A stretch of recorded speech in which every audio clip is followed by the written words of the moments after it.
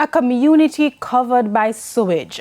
The story this evening of how residents in Windsor, St. Catherine have been affected by heavy rain on Saturday. Several farms have been damaged and residents are unable to leave their homes as sewage water remain at their doorsteps. Carrie-Ann Simpson reports.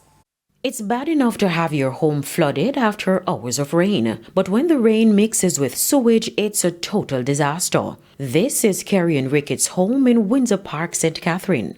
Came out this morning, it was still flooded with sewage this time instead of rainwater.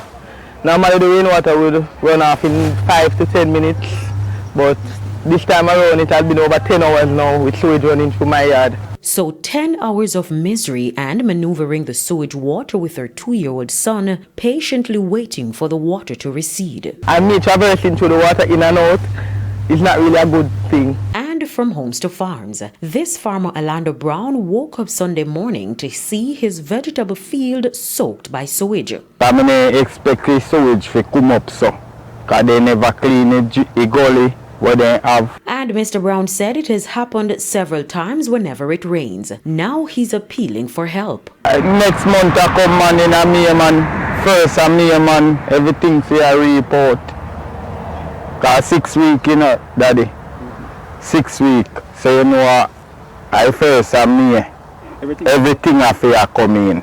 And then now it's sewage. Just make them start dry up, everybody starts swivel up so. Residents told us the source of the problem is a few meters away. They say a drainage system which was built in the community about 2 years ago has been taking sewage from the treatment plant into the community. Every time that rain fall, everything come this side. Generally it was like we have to get a real heavy rain before the drain before we get the water come this side. It would generally like lag on the road. But since the drain big, everything that come from Old Harbour Road, anywhere up that side, it come down Sydenham Avenue in the drain, come straight to this drain, and then everything just end up here, end up in the people's yard.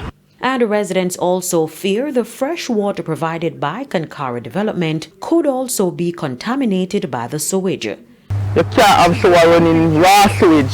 It's not even treated sewage raw. In the meantime, General Manager of Kankara Development Limited, Stephen Rampier, said a team has since been deployed to the community to help address the problem. Bear in mind that we're talking about just a general drain owned by the parish council. So our team was deployed essentially as a social good in terms of relief for the persons who are in the area.